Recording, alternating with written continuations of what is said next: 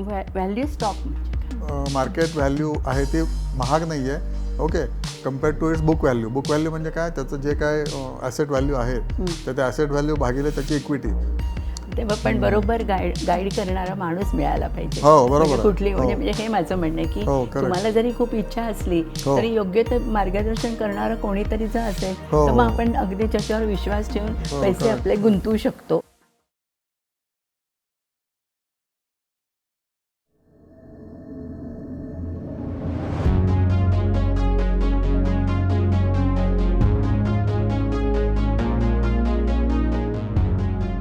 नमस्कार, माझं नाव प्रमोद रानडे आणि होप तुम्हाला हा चॅनल नक्कीच आवडत असेल.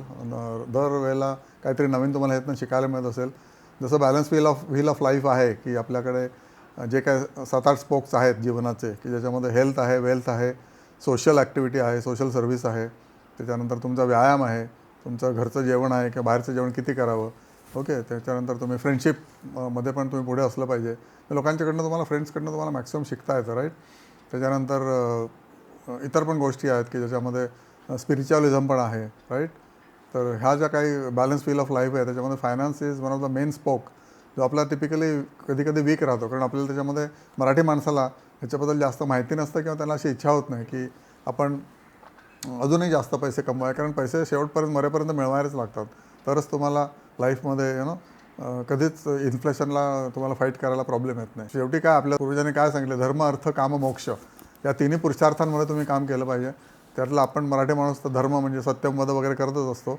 अर्थ आपण योग्य प्रकारचा बिझनेस किंवा नोकरी करून आपण अर्थही कमवतच असतो.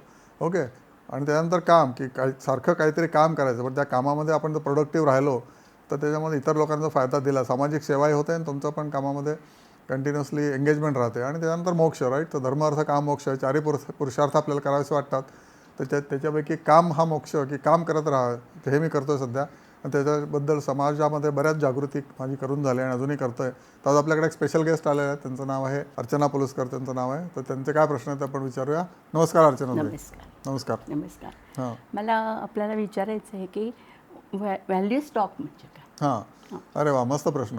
व्हॅल्यू स्टॉक म्हणजे असं पेपरमध्ये येत असतं की व्हॅल्यू स्टॉक आणि ग्रोथ स्टॉक, की याच्यापैकी तुम्ही कुठले घ्यावा. तर व्हॅल्यू स्टॉकची डेफिनेशन अशी आहे की जी मार्केट व्हॅल्यू आहे ती महाग नाही आहे. Okay, compare to its book value. Book value म्हणजे काय, त्याचं जे काय ॲसेट व्हॅल्यू आहे तर त्या ॲसेट व्हॅल्यू भागिले त्याची इक्विटी, म्हणजे त्याची बुक व्हॅल्यू. तर बुक व्हॅल्यू आणि मार्केट व्हॅल्यू जर सेम असेल तर त्याला म्हणतात व्हॅल्यू स्टॉक. ॲडिशनली ती कंपनी डिव्हिडंड पण खूप चांगले देत असते. म्हणजे तुम्हाला एफडीच्या प्रमाणे डिव्हिडंड पण देत असते. म्हणजे तुम्हाला एफडीत 6% 7% मिळतं, तर त्यांचं डिव्हिडंड पण तुम्हाला यील्ड 7% किंवा 7.5% मिळतं. तर त्या शेअरला व्हॅल्यू स्टॉक म्हणतात. आणि बरेचसे लोक व्हॅल्यू स्टॉक घेतात कारण डिव्हिडंड इन्कम त्यांना खूप अट्रॅक्टिव्ह वाटतं. पण आता डिव्हिडंड टॅक्सेबल झाला आहे 2 वर्षापासून, त्यामुळे डिव्हिडंड स्टॉक किंवा व्हॅल्यू स्टॉकला हल्ली कमी मागणी आहे, ग्रोथ स्टॉकला जास्त मागणी आहे. कारण ग्रोथ स्टॉकला डिव्हिडंड कमी मिळतं पण त्या शेअरची व्हॅल्यू खूप वाढते. मे बी 2 वर्षात दुप्पट तिप्पट अशी होऊ शकते. त्यामुळे ग्रोथ स्टॉकला जास्त डिमांड आहे मार्केटमध्ये दॅन व्हॅल्यू स्टॉक. तर पूर्वीचे लोक व्हॅल्यू स्टॉक घ्यायचे डिव्हिडंडसाठी, पण आता मोदी साहेबांनी ते सगळं क्षणभंगूर करून टाकलं. डिव्हिडंड पण टॅक्सेबल झालं आहे, त्यामुळे लोक डिव्हिडंड स्टॉकपासून आता पळून जातात, ग्रोथ स्टॉककडे जातात. तर ग्रोथ स्टॉक म्हणजे काय, की कारण कॉन्स्टंट जे सेल्स वाढतात, प्रॉफिट वाढतात दरवर्षी दर क्वार्टरला, आणि 5 वर्षात सेल्स दुप्पट झालेत किंवा प्रॉफिट दुप्पट झालेत, दॅट इज ग्रोथ स्टॉक. आणि त्यामुळे कॅपिटल अप्रिसिएशन पण होतं, तुम्हाला चांगले पैसे पण मिळतात. शेअर विकल्यानंतरच पैसे मिळतात. नुसतं त्याच्याकडे बघून पैसे मिळत नाहीत. बरेचसे लोक चूक करतात की शेअर अजून वरती जाईल, तर तसं नाही करायचं. तुमचा प्रॉफिट तुम्ही बुक करायला पाहिजे. Profit in the bank is the reality. त्यामुळे तुम्ही तो योग्य वेळेला विकलाच पाहिजे. किती तुम्ही आधाशीपणा करणार ना. 100% जर वाढला शेअर 2 वर्षामध्ये, मग ॲन्युअली 50% मिळाले, तर it should be enough for you, so you should sell. तर होप तुम्हाला तुमचा आन्सर कळलं असेल. ओके. या ना माय नेक्स्ट क्वेश्चन म्हणजे लिक्विडिटी इन शेअर म्हणजे काय? हां, लिक्विडिटी म्हणजे खूपच इम्पॉर्टंट आहे. हल्ली लिक्विडिटीला कोणी व्हॅल्यूच देत नाही. Liquidity is so important in life की तुम्ही बरेच ॲसेट्स घेता, राईट. तुम्ही म्युच्युअल फंड घेता, शेअर्स घेता, तुम्ही रिअल इस्टेट घेता, सोनं घेता, किंवा अजून काय काय NSC वगैरे घेता. त्याच्यात लिक्विडिटी सगळ्यात श्रेष्ठ कोणाची? सगळ्यात श्रेष्ठ लिक्विडिटी गोल्डची. गोल्ड आपण कधी मिडनाईटला काढून जरी सोनाराला दिलं तरी सोनार तुम्हाला पैसे देणार, राईट. मार्केट उघडायला किंवा शेअर्स विकायला तुम्हाला दुसऱ्या दिवशी सकाळ व्हायला पाहिजे, त्यानंतर मार्केट सुरू व्हायला पाहिजे, सुट्टी नसायला पाहिजे. सॅटर्डे संडे असेल तर मार्केट सुट्टी असते. तर त्यामुळे लिक्विडिटी शेअर्सचे 2 दिवस आहे की सोमवारी मार्केट उघडणार आहे, मग तुम्हाला मंगळवारी पैसे मिळणार. सो लिक्विडिटी नंबर 2ला शेअर्स आहे, किंवा म्युच्युअल फंड आहे, राईट. म्युच्युअल फंडाला अजून जास्त आहे, अजून 3-4 दिवसांनी तुम्हाला पैसे येतात. पण शेअर्सला सोनं सगळ्यात टॉप लिक्विड, मिडनाईटला सुद्धा तुम्हाला पैसे मिळतील. नंतर शेअर्स, त्याच्यानंतर तुमचे म्युच्युअल फंड, त्याच्यानंतर मग तुमचे FD वगैरे, की ठीक आहे तुम्ही जाऊन FD तोडली तर त्याच्यावर तुम्हाला पेनल्टी भरायला लागते, पण लिक्विड आहे. आणि सगळ्यात कमी लिक्विडिटी जी आहे ती रिअल इस्टेटला आहे, की तुम्ही 2-4 फ्लॅट घेऊन ठेवले, तुम्हाला एक विकायचं आहे, तुम्हाला 6-6 महिने थांबावं लागतं. लिक्विडिटी त्याच्यात नाही आहे. तुम्हाला पाहिजे असलेली प्राईस तुम्हाला 1 महिन्यात अजिबात मिळणार नाही. तुम्हाला भरपूर काबाड कष्ट करायला लागतील, ब्रोकरला पैसे द्यायला लागतील, आणि मगच त्याची लिक्विडिटी तुम्हाला 6 महिन्यानंतर त्याचे पैसे येतील. त्याची सुद्धा गॅरंटी नाही की ते नक्की सगळे येतील का. तो म्हणेल की मी आत्ता एवढे देतो, नंतर 1 महिन्याने एवढे देतो, आणि गायब होऊन जाणार माणूस. त्यामुळे liquidity, gold is the best, त्याच्यानंतर शेअर्स. Okay okay. आणि मग काय बरं, फ्री फ्लोट काय म्हणजे? हां, फ्री फ्लोट म्हणजे समजा आता तुमची एक कंपनी आहे समजा, हां, तर तुमच्या कंपनीचे 100 कोटीचं इक्विटी आहे. 100 कोटीपैकी 800 कोटीचं 80 कोटीची तुम्ही स्वतः होल्ड करता. ओके. त्यामुळे ते कधी विकणार नाही तुम्ही, कारण तुमची स्वतःची कंपनी आहे ना. तुम्ही स्वतःची कंपनी कशी विकाल, त्यामुळे ती तुमच्याकडेच आहे. पण उरलेले 20 कोटी तुम्ही कॉमन मॅनला किंवा इन्स्टिट्यूशन्स, म्युच्युअल फंडांनी घेतलेत, रिटेलनी घेतलेत, किंवा गव्हर्नमेंटच्या कंपन्यांनी, काय डोमेस्टिक इन्स्टिट्यूशननी घेतलेत, LICनी घेतलेत, तर ते सगळे त्याला म्हणतात फ्री फ्लोट. म्हणजे 20 crore is a free float in the market which can be traded. जे ट्रेड होऊ शकतात ना त्याला फ्री फ्लोट म्हणतात. की मी विकणार, मग LIC घेणार, किंवा LIC विकणार, अजून तिसरा माणूस घेणार, किंवा तिसऱ्या माणसाने विकलं तर म्युच्युअल फंडवाला घेणार. तर ती लिक्विडिटी आहे. That is what is free float. हां, आणि जो फ्लोट विकू शकणार नाही, म्हणजे तुमचा 80% जो भाग आहे तुम्ही विकणार नाही ना कधी, so that is not free float. जो विकू शकतो तो, हां, तो फ्री फ्लोट. हां, ते शेअर जे विकू शकतो तो भाग ते फ्री फ्लोट. आणि इंडियाची फ्री फ्लोट आता टिपिकली म्हणजे सेन्सेक्सची खूपच कमी आहे. बरेचसे शेअर सगळे प्रमोटरकडेच अडकलेले आहेत. आणि विचारायचं investment cash flow, financing cash flow आणि फायनल. हां, cash flow is very important in life. Okay. आपल्या स्वतःचा पण कॅश फ्लो आपण बघायला पाहिजे, की आपण समजा कुठे गुंतवले, त्याचं दरवर्षी आपल्याला उत्पन्न येतं आहे का, दर महिन्याला येतं आहे का, दर 6 महिन्याला येतं आहे, की जे आपल्याला खर्च करायला पैसे मिळतात. That is what is cash flow. आपण कॅश दिल्याशिवाय आपल्याला काही माल मिळत नाही कुठलाच. तर कंपन्यांना पण असंच असतं. ते त्यांचे माल विकल्यानंतर काही दिवसांनी त्यांना पैसे मिळतात, काही कंपन्यांना काही महिन्याने मिळतात, काही कंपन्यांना 7-8 महिन्याने मिळतात. कारण त्यांचं समजा रोडचं काम असेल, तर रोडवाला कंपनी तो म्हणा की ठीक आहे मी तुम्हाला रोड बांधून दिला, पण रोड बांधायलाच 1-2-4 महिने लागले समजा, तर त्याचे पैसे त्यांना कधी मिळणार ना. कॅश फ्लो त्यांचा 3 महिन्याने मिळणार. तर ऑपरेटिंग कॅश फ्लो म्हणजे ऑपरेशन्समधून जो कॅश बाहेर पडतो त्याला ऑपरेटिंग कॅश फ्लो म्हणतात. नंतर तुमच्याकडे समजा काय लिक्विड असेट आहेत, की तुमच्याकडे भरपूर पैसे आहेत, आणि ते तुम्ही जर गुंतवले इन्व्हेस्टमेंटमध्ये, आणि इन्व्हेस्टमेंटमधून ते पैसे काढले, तर त्याला इन्व्हेस्टमेंट कॅश फ्लो म्हणतात. की माझ्याकडे शेअर्स होते, मी विकले, तो इन्व्हेस्टमेंट कॅश फ्लो झाला. आणि तिसरा आहे तो फायनान्सिंग कॅश फ्लो. तुम्ही समजा सावकार आहात, ओके, किंवा तुम्ही बँकेकडनं लोन घेतलं, तर लोन घेतलं तर त्याला फायनान्सिंग तुमचा कॅश फ्लो म्हणतात. की बँकेकडनं लोन आलं म्हणून माझ्याकडे बँकेकडनं कॅश आले, किंवा मी लोन दिलं लोकांना, त्याच्यातनं मला लोनचे पैसे परत आले कोणीतरी दिले, मग ते तो फायनान्सिंग कॅश फ्लो झाला. असे 3 कॅश फ्लो असतात. ऑपरेटिंग कॅश फ्लो म्हणजे तुमचं जे काय मेन तुम्ही धंदा करता त्याच्यातनं उत्पन्न काढलेलं. दुसरं इन्व्हेस्टमेंट ॲक्टिव्हिटी, म्हणजे शेअर मार्केट किंवा काय NSE सर्टिफिकेट किंवा पोस्टात पैसे ठेवले ते. आणि तिसरं म्हणजे कर्जातनं तुम्ही काय कर्ज दिलेलं किंवा कर्ज तुम्ही घेतलेलं, त्यातून तुम्हाला किती पैसे आलेत, त्या तिन्ही मिळून असतं, त्याला टोटल कॅश फ्लो म्हणतात.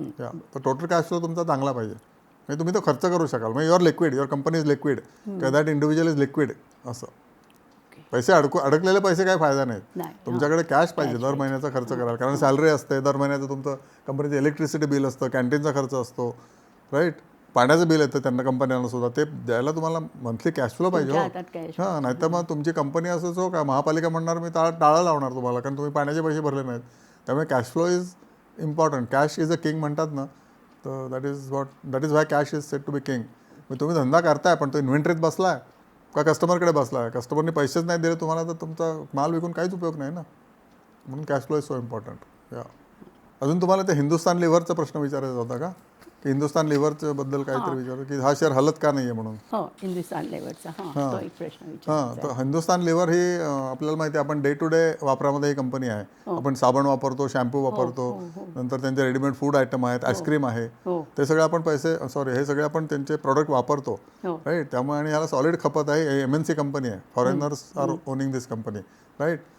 तर ही कंपनी हलत का नाही आहे, तर ही बेसिकली FMCG कंपनी आहे, म्हणजे फास्ट मुव्हिंग कंझ्युमर गुड म्हणतात त्याला. हा सेक्टर आहे FMCG, की ज्याच्यामध्ये तुम्ही माल आज ठेवला की साधारण 8 दिवसामध्ये तो स्टॉक रिकामा होतो, नवीन स्टॉक करायला लागतो. कारण लोक सारखेच आईस्क्रीम खात असतात, टूथपेस्ट घेत असतात, आणि रेडीमेड फूड आयटम खात असतात, शॅम्पू घेत असतात.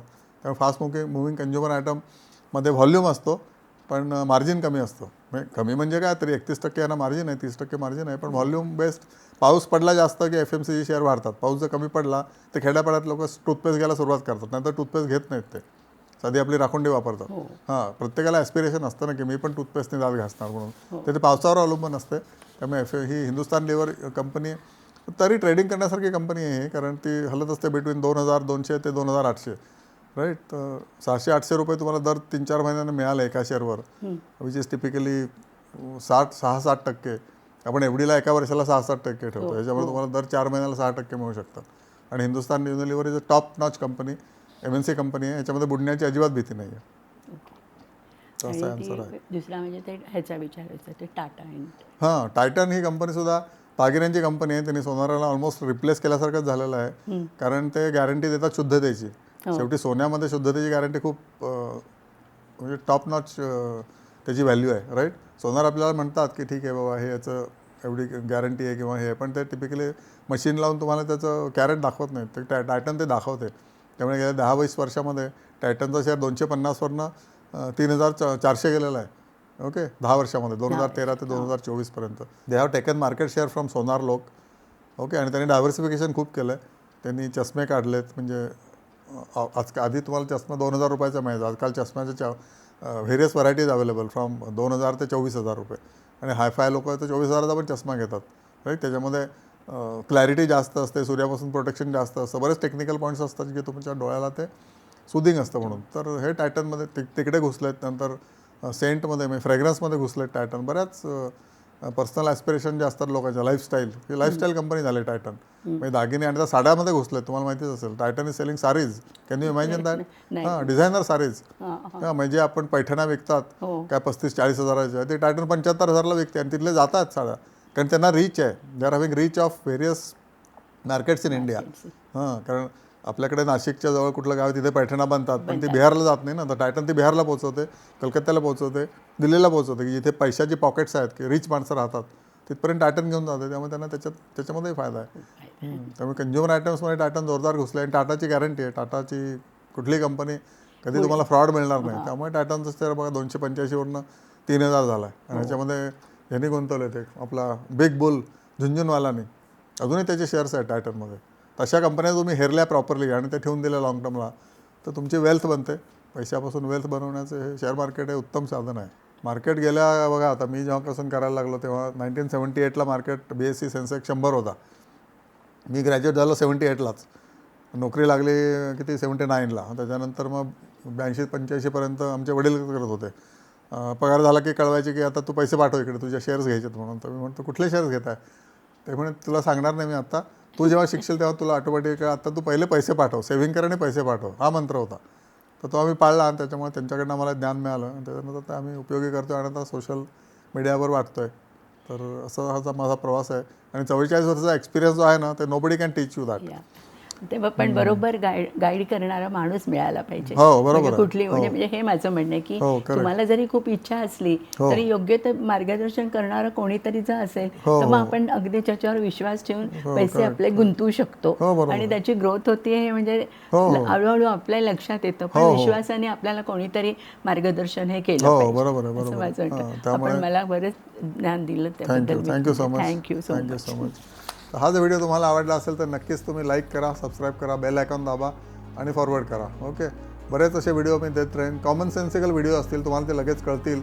अजिबात मी हायफाय तुम्हाला काहीच सांगणार नाही आहे, कारण हायफाय सांगून त्याचा काही विशेष उपयोग नसतो. पण हे जे बेसिक ज्ञान आहे तुम्हाला, सिंपल ज्ञान, ते परत परत तुम्ही व्हिडिओ बघा, तुम्हाला ते सिंक होईल, तुमच्या ब्रेनमध्ये ते डायजेस्ट होईल, आणि मग तुम्ही ॲक्शन घ्याल. ॲक्शन फार कमी घ्यायची असते.